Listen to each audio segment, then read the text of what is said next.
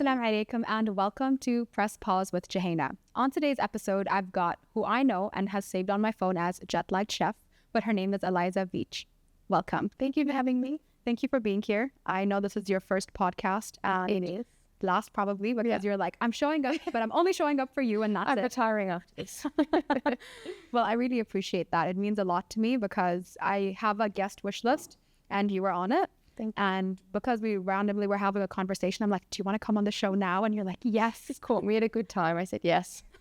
I'm panicked ever since, but here we are. It's all right. We are going to be fine. And, we had like a little pre-interview and we spoke about things. So are you feeling ready for the very start? Ready. Excellent. We're going to start with the first part of the podcast, rapid fire round. Okay. All right. So I'm going to flip the sound timer. When it runs out, we're done. Mm-hmm. I'm going to mention random words and you just tell me the first thing that pops into your head. Okay. No pressure. And if you want to pass, pass. Okay. All right. Ready? And okay. Because you're a foodie, dessert, Banoffee pie. breakfast, Eggs always. dinner, Tacos. destination, Tokyo. animal, Milo. My cat. of course. Song, feel free to sing. You Gotta Be by Desiree. Oh, I don't know. Yeah, I'll send it to you. Okay. It's very good. But I won't be singing. I'll jam out that song. Yeah. Season, Spring. person, Her name's Sarah. She's my best friend back home. my friend Sarah as well. It's in the name and as well. It's in the name. I love it. Guilty pleasure. Eating? Yes. All the time? Shouldn't feel guilty for it No, though. it's not really a guilty pleasure, but I think about food a lot. I love that. It's very good because that's literally your business. So you do what you That's love. how I've ended up here. Color, Blue. car, Car? like Mazda. I have a Mazda, which John laughs because it's just a little Mazda, but I love it. It's just cute. Yeah, they're great. Yeah. It's very functional car. Movie, The Lion King. that's it, done. I also love that movie. I've watched it so many times, and also because my mom's Tanzanian, so for me it's just like paying homage to my mom. I Just love it. I can continuously watch it. Yeah, it's a great show. I remember, it's a great movie. I remember growing up, we had the 2 DVDs and we got the fancy box set one. And I was like, oh, I just felt so rich that day. But have you seen the new version? I don't like it as much as the original. No, I have to watch the original and keep it. Definitely. Okay, so that was our rapid fire round. How are you feeling? Good. I know that you're a bit nervous when it comes to speaking, so don't worry. I'm here for you. So I'm going to constantly check in on you. Thank you. Feeling good for this phase? We're good. Excellent. Okay, so as you know, the name of this podcast is called Press Pause with Jouhayna. So if we were to quite literally press pause on your present day, Okay. how would you introduce yourself? My name is Eliza. Hello. I'm from Australia. I've lived in Dubai 12 years. Okay. I have a husband. His name is John. I have a cat. His name is Milo. I like cooking. I'm a happy person. Love traveling. Yeah. Yeah. I love that. And if we were to remove all your titles, Eliza, Jet Light Chef, mother of Milo, how would you introduce yourself?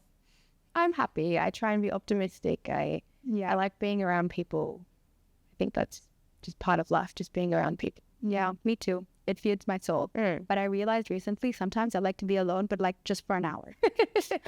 I like to be alone as well. Yeah. I'm definitely more extroverted. Yeah, same. I'm an extreme extrovert. I feel like I literally show Never heard that. Yeah, no, like I'll show up and I'm like, I have arrived.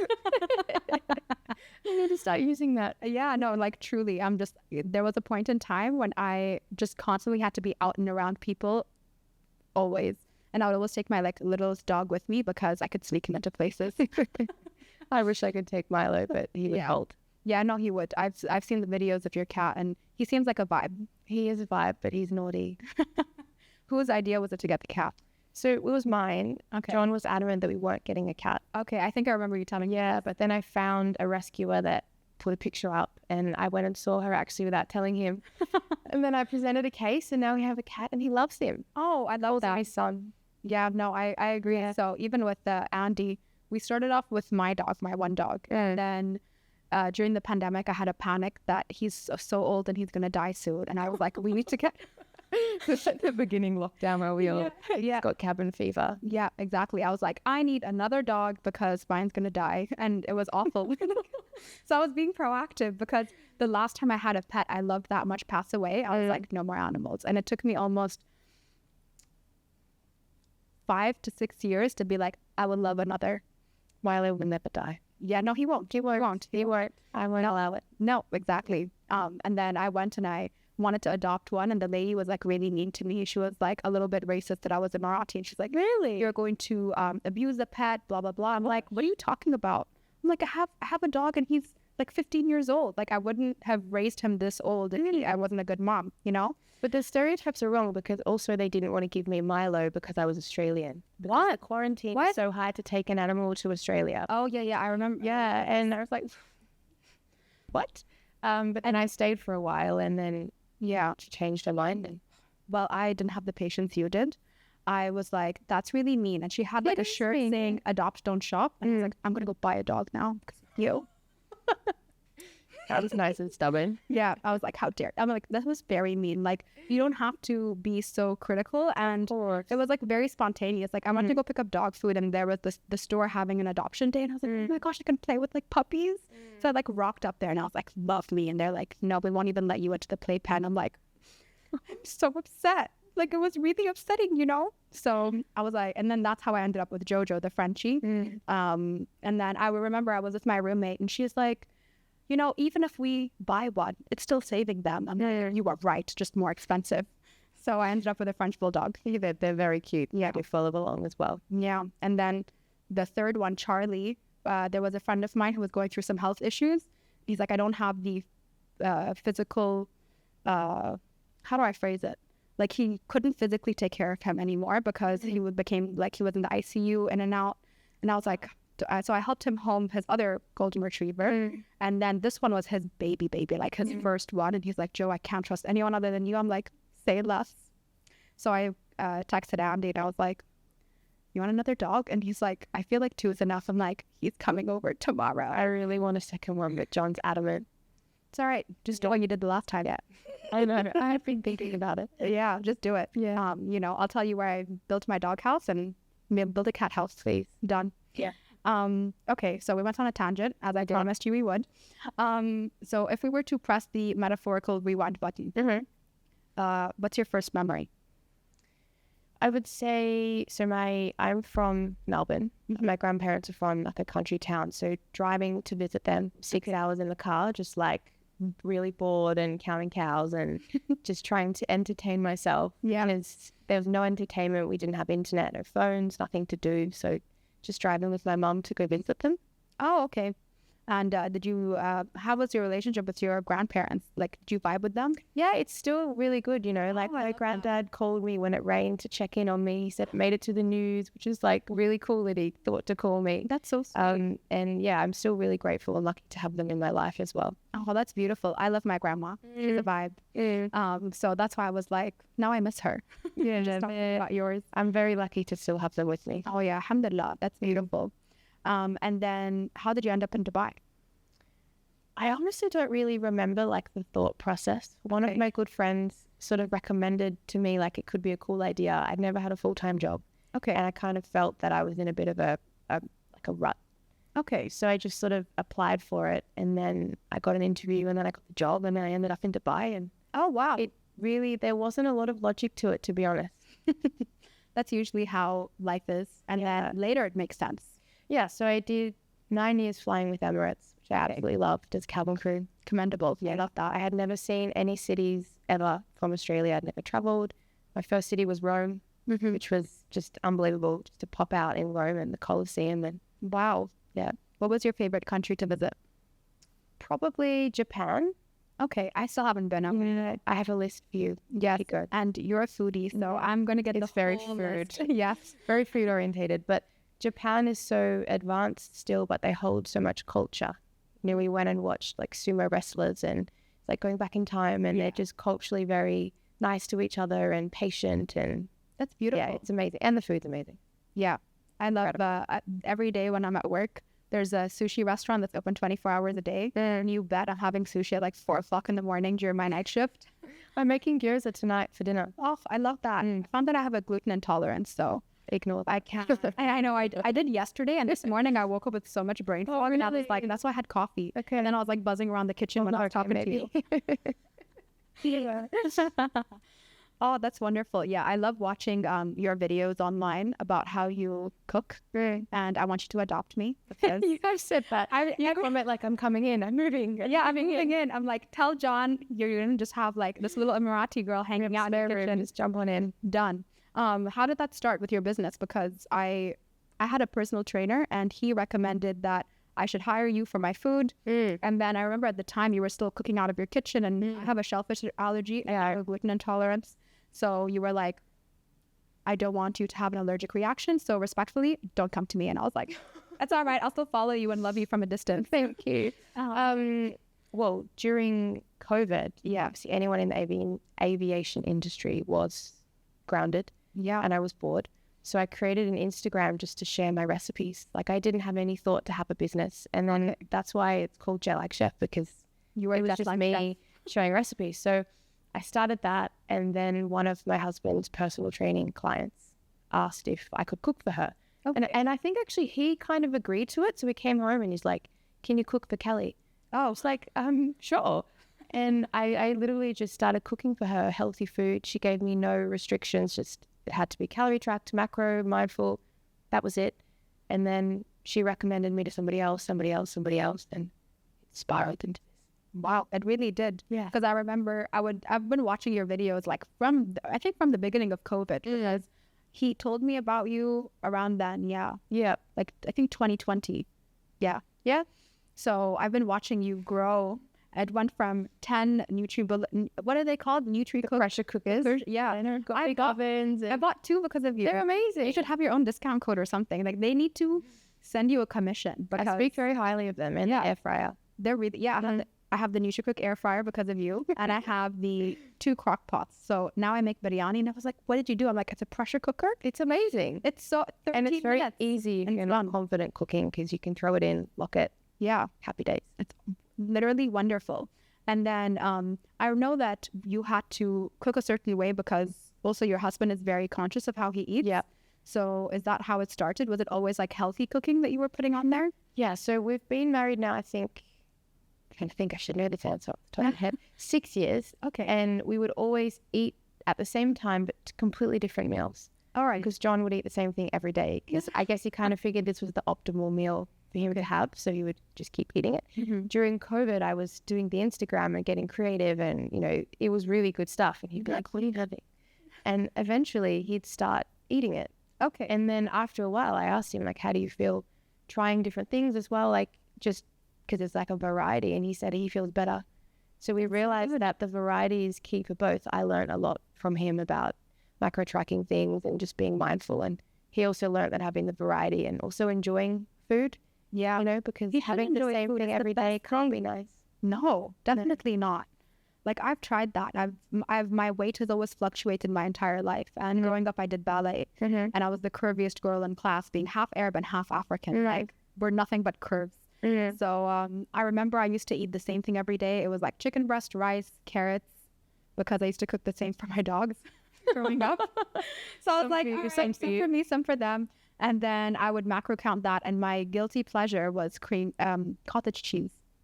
That was like my guilty pleasure. That was like, oh my God, I'm cheating on my food. And it was so restrictive. I was so skinny, but I was so unhappy. So yeah, this, like, if you existed 10 years ago, that would have been great, like with Jet Like Chef, because I feel like that restrictive lifestyle and having the same thing every day is just so monotonous and boring. And like, listen, we can't have that. No, we cannot. We've tried to sort of prove that we can eat well, we can calorie track if we have a goal, but you can also look forward to it, get excited, and that's the most important thing. Yeah, exactly. Like every time I'm looking at your stories, I'm like, oh, she makes me so hungry. Like I had to like skip your page during Ramadan. I'm like, I can't look at it. I'm like, oh, sorry. But also I want to see it, but I shouldn't. So yeah, and then you mentioned your husband. How did you two meet? So we met on Tinder. Okay, love. I kind of went on there because I felt like, I think it's hard to meet people in Dubai. So yeah, I went through this spiral of like, I'm going to die alone. And I went on there and we met, and then he was supposed to meet, but then I got a flight to Dublin on reserve. Okay. So I had to cancel, and then we were meant to meet again, and then he cancelled on me and he had to go to Qatar. He was working sort of like on military bases, RAF. And my friend told me that he was catfishing me. It's like, it's not true. He's not going to Qatar. But he really did. So for 4 weeks, we just sort of kept in touch. And when he finally came back to Dubai, we went on our first date. And then... And how long did that take from the match until... 6 weeks-ish. Oh, okay. It was quite long. That's a commitment. Especially this is why virtual. my friend she's one of my best friends, was like, drop him, he's catfishing you, like, don't waste your time. And I was like, no, I think I really like this guy. And then like 2 weeks later, we flew to Seychelles on a holiday. Cute. And that's where we got married, at the same hotel. Wait, not at the same time, right? Or you were no. You're like, I love you, right? Do it. No. 6 years ago. So 2 years, 2.5 years after we met. Oh, that's at the same hotel, the same place. Oh, that's beautiful. It's cute. I love that. That makes me happy. I love love. I didn't used to, but now I do. I thought it wasn't real. Really? Yeah. I was like, it's not real. I didn't grow up seeing a lot of love around me, and especially like romantic love between my parents.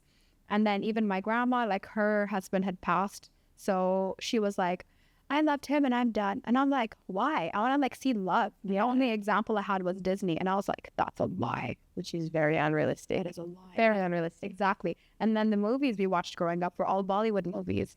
So I was like, that is also doesn't feel real. No, it does not feel real. So I was like, it doesn't exist. That's it. And then I worked in a male dominated field and I was like, I don't think men love that. I don't think men love like that. So I'm just gonna believe it doesn't exist. Now you're a lover. Yeah, exactly. Now I'm a lover. I'm like, I knew the love I could have for a friend or like my dogs. I love my dogs. So I was like, that exists, but like that like romantic love, and like it's not real. So look at you now. Look at me now. Exactly. What was it like flying for Emirates? Because it's such a prominent airline and everything. So how did you feel flying around? Like I know it showed you the world. A whole new world. So what was your experience like? Because there's so many people who do work there and there's so many people interested in joining because I have my aviation account. That's where I follow you. We always have like a little chat in the DMs. And a lot of people ask me, they're like, oh, what's it like and how to work there? And I was like, I'm just going to ask someone who did for 9 years. I loved it. I have never seen the world. I got to travel a lot. I do think that it is quite a tiring job. So it really depends on personality. You know, I can't sleep normally. So I never really felt too tired because I knew I couldn't sleep anyway. So it worked for me. I drank a lot of coffee. But what you can see, the perspective, I loved. You know, a lot of people travel for cool reasons, fun reasons, sometimes really sad reasons. And you get to just talk to different people every day and get paid to do it. Yeah. And you, as you said, you're an extrovert and you love being around people. Yeah. So I think that was definitely your cup of tea. Yeah. Well, people would share like really personal stories because you don't really know someone and you're like, I can tell you because you don't know anyone. Yeah. Like I had a woman once tell me that they've just flown to do IVF and she just found out she was pregnant and nobody else knew. Oh, and I felt so special to know. And she's like, she wanted to tell someone. I'm like, oh, this is cool, you know. A little therapist. And then she just leaves and I'm like, bye. But never seeing you again. That's what I missed because you do get so much perspective sharing your story, hearing somebody else's as well. And I also feel like that's the beauty of travel because I've been on holiday and people just come and pour their heart and soul out to me and then I never see them again. Yeah. I'm like, cool. Yeah, it's cool, right? I just got this vault of like passenger secrets. Exactly. Yeah. You're like those little lock boxes, you know, with Pandora's boxes. Yeah. Because I can't remember them anyway. Yeah. You know, like they only come up randomly. Yeah. I'll like mention something and you're like, there was this one. Yeah, literally, they're all hidden in here, but they're amazing. I loved it. I would love to just be able to go back for like a month here and there. And just do it. Yeah, I can imagine. Because even for me, when I was trying to figure out what to do with my career really early on, I just needed like literally any job to take me that would pay me when I was 19. Yeah, like truly, because I had the sudden responsibility of having to take care of like my mom and my 2 little sisters. Now, nobody told me you have to take care of us, but I just felt that responsibility with the situation that we were in. So I was like, I just need something to pay me. So I like applied to be a pilot, crew, aircraft engineer, air traffic controller. Air traffic controller stuck, and I was like, awesome. You would have been great crew though too. Yeah, I would have vibed. I think I would have. Oh, we would have gotten along. Oh, totally. Yes. Like somehow, some way, eventually, we found each other. Yeah. Because crew just chat. We end up having like therapy sessions in the back of the plane. Yeah. When everyone else is sleeping, like someone's like, all right, tell me a story. Yeah. Because even when I finished my air traffic training, I decided to go to university and get my degree. And it was Emirates Aviation University. So majority of the people there were working from Emirates. And the girls who were crew as well, we got along so well. And there were so many stories, you know, some positive, some negative, just because of like whatever they were going through in life. Of course, yeah. You know, but I just felt so close to them. So I think we all would have vibed. At the beginning of the podcast, I mentioned that, you know, this is your first podcast and everything else. So tell me about what your experience has been like working with your business, because you do have to put a lot out into social media and things like that, and like almost your fear of public speaking as well is huge. Yeah. So I used to have a stutter when I was younger.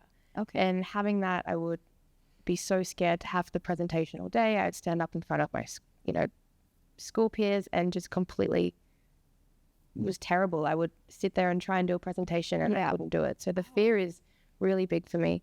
Even when I was cabin crew making an announcement, I avoided it for 2.5 years.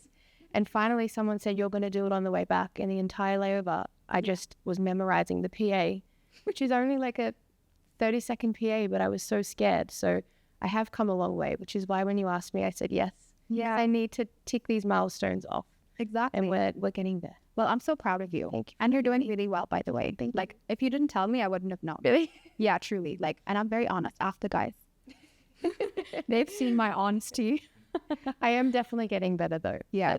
Public speaking is terrifying. They say it's like the #1 fear of people. Yeah. Like right above actually dying. It's public speaking first. Yeah. I remember the first time I had to do public speaking, I didn't think I would be nervous because I did ballet for 14 years. And at the end of every ballet year, you know, we would have to dance on stage to do like a end of year dance for the parents, you know, costumes, everything. And I loved being on that stage. And I didn't think twice about it. I was like, yes, I'm gonna show up and dance. And and I loved it. And I remember like talking to the moms and everything. And at one point I was even like helping the little kids out and doing like the additional classes with my ballet teacher so that we could teach the little children. So I would help them out on stage. No fear, no nothing. And then I was nominated to speak at one of the aviation shows. And everyone who speaks to me off stage is like, oh, you'd be such a good talker. And I was like, yeah. And I owned it. And I didn't think anything of it. I was like, yeah, I'll just go on the stage and I'll wing it, whatever. And then before I went on stage, I got like a little brief about what they would like me to discuss and everything. And then I go on stage and the woman asked me what my name is and I forgot. Well, I used to have a stutter and I couldn't say my own name sometimes. So I would just avoid it. Yeah. So, or like hang up on people if I had to like call and answer a question, where do you live? I'm like, I can't do this.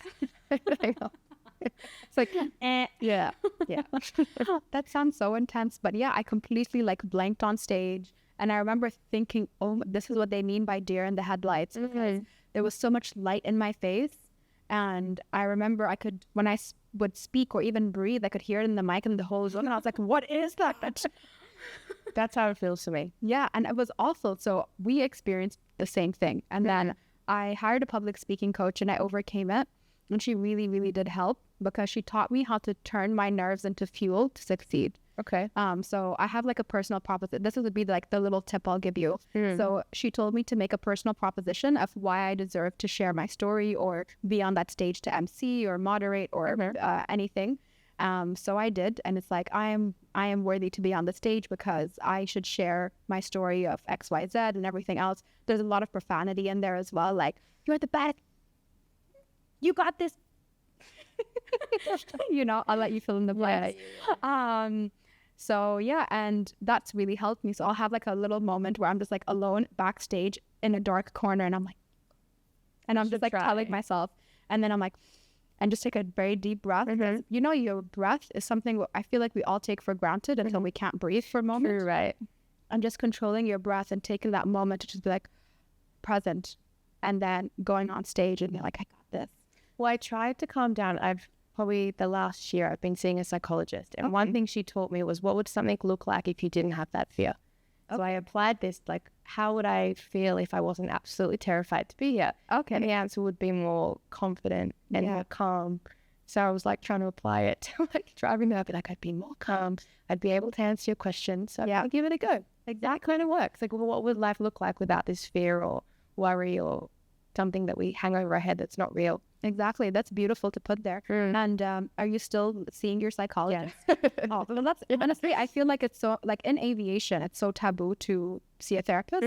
So I'm just so happy for you because I feel like it's so important to do that. Everyone's all about focusing on physical health and pushing your body and everything. But what about her brain? Is huge. Like, she has reframed so many ways of my thinking and worries and literally changed my life. You know, So being able to shout out to her. yeah, hi Trish. See you next week. I think that's so important. Like, my way around it is I met a life coach during COVID. Yeah. And she just helped me not self-sabotage anymore. Yeah. Or if I do, I'm aware of it. And I make sure that I decide, do I truly want to take this path or not? So she just helped me learn who I am as a person, who I am as an adult. And I've changed so much over the last few years, you know, and it's just a way of being able to cope with that. And I feel like it's so important. So I think everybody should have somebody to speak to. And if you aren't unable to, find a friend you truly do trust. Because we should be able to talk about it. It's taboo to say, like, I'm going to a psychologist. For some reason, it's like something's wrong, but it's not actually. I wish I went when I was younger or when things weren't as crazy with the business, you know, like we could all go a bit earlier. Yeah, exactly. I think it's so important to do that because it's just about recalibrating for yourself. You know, like growing up, I always saw my mom went through a really tough time with us growing up. I was a golden child, so it wasn't me, but we had such turbulence. Just to clarify. Just to clarify, I wasn't the problem. I was the solution. You know, but I always saw that she would confide in her friends. And I was like, and I didn't know what a therapist was. So I was like, oh, this is what you do in friendship. You're supposed to vent to each other and like let it out because it was a two-way street. I heard all those conversations. I was like, oh my God, that's so juicy. It's probably why I love reality TV today. Not as scandalous, but like, you know, just people being there for one another. But yeah, I feel like it just is a way for you to speak to somebody and then show up better for yourself, for your business, for your friends, for your partner, Of course. for your cat. And when you know, when you also having somebody objective, you might hear it a little bit better.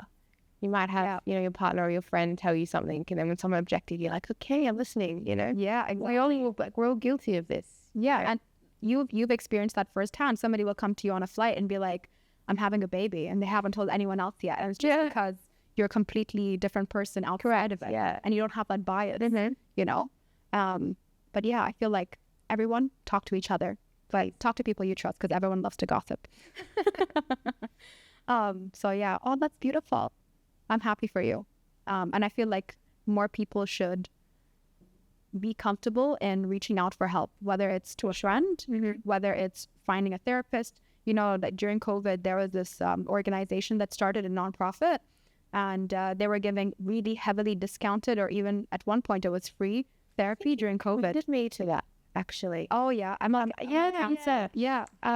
Funnily enough, I reached out to them, and they have people that like work with them that are doing it for free, kind of. Yeah. And the person that they paired me with was someone I'd worked with in Emirates. Oh. And they sent me the bio, and I was like, no, I'm not ready for that. Like, because I'd worked with her, and I felt like it would be a bit awkward. Yeah. So fair enough. In that moment, I wasn't ready, and I think you do have to be ready. You do have to be ready because you need to be honest and sort of look back and sort of realize some changes you can make as well. Exactly. And you have to be ready for it, because you could know you need therapy or somebody to speak to, but you're not ready to actually own up to what it is you're going through. Correct. And you realize that we're also the problem as well. Like. Exactly.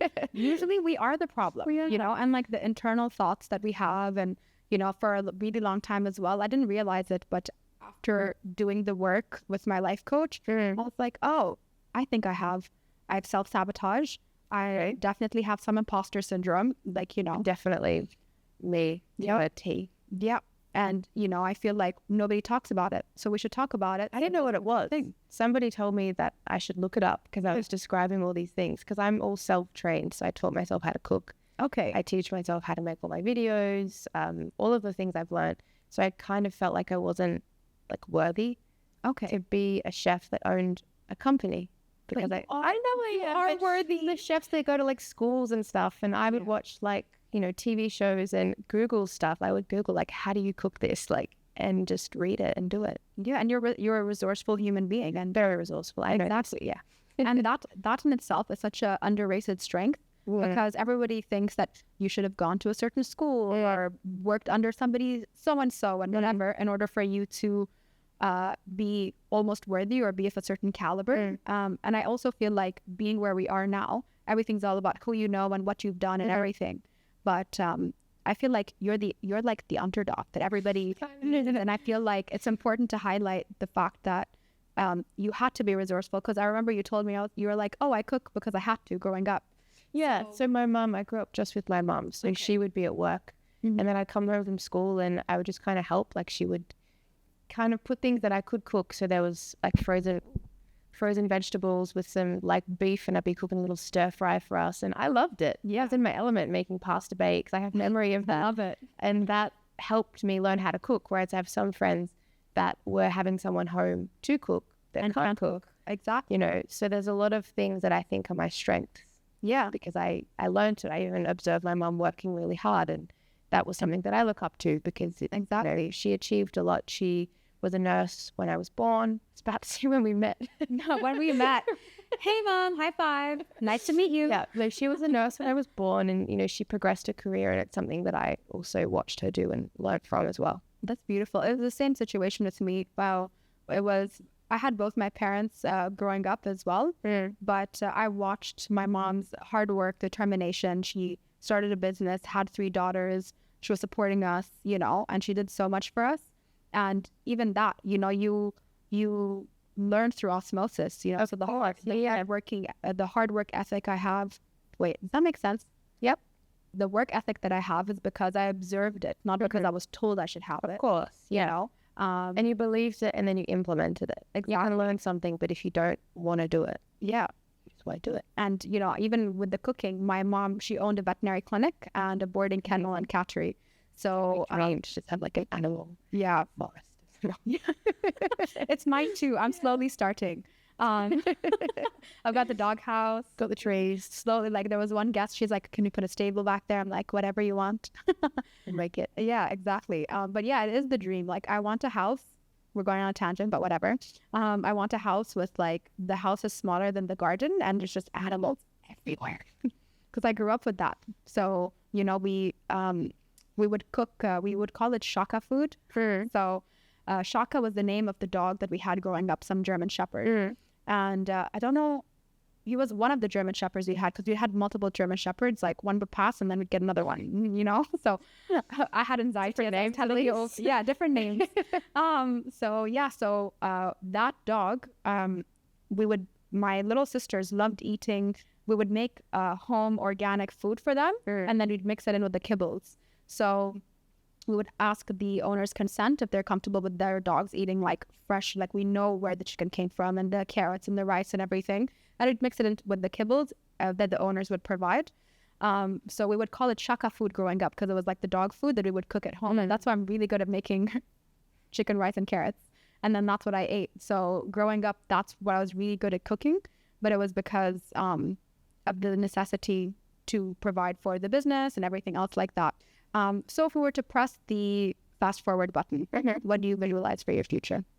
I want to just live a good life. You know, I don't think about money in the bank. I don't have like a figure that needs to be there. I want to have enough to live a good life and just see the world and be around people. Yeah, travel. We're going to Uganda on Monday, so exciting! Fun. I just really love seeing the world. You can learn so much. Learn a little trick, or just learn some perspective. So exactly. Yeah, I agree. I think that's a beautiful way to plan for your future and see where it takes you. Yeah, just go with the flow. Go with the wind. Go with the wind. Yeah. Well, thank you so much for sharing your microbiography. Thank you. Accepting to come on my podcast. I know it's your first. You did so good. Thank you. So thank you so much for sharing. Thank you for being so open about your journey, your experiences. I've always watched you online, and today was the first time we met, and I was like, it's not even weird. I love it. No, it was just I'm like, call me when you're outside. And then you were like, I am outside. I'm like, the telepathy. Yeah. We're just connected already. Yeah, exactly. But yes, thank you so much for sharing. And thank you for doing what you do, because, you know, if I saw options like Jet Chef when I was going through such a restrictive diet and, you know, feeling the pressure to have to look a certain way and be a certain way. And if I could have found joy in the variety of food and be like, I can't eat that, because I felt like I couldn't eat anything other than chicken, carrots and rice and cottage cheese for the longest time. And I was so restricted with my food. So I feel like you're doing so much good for so many people that you take away the element of stress to cook and to worry about, you know, where their food comes from. And what I also really loved watching is the fact that you would cook and then you just give it to people outside. You'll just walk out and you're like, are you hungry? Yeah, yesterday we're giving out brownies. Oh my God, I love that. Like, it's a good day to walk past that kitchen. Yeah, I need always food coming out. Exactly. I'm just going to stand outside and be like, I just like open the door. I'm like, hi, are you? And they just take it. Exactly. And this is so beautiful because not a lot of people do that, and not a lot of people have the heart for that. So thank you for being you. And thank you for having the heart that you have, because it's beautiful. Thank you. Thank you for having me. Thank you so much for tuning in to Press Pause with Jouhayna.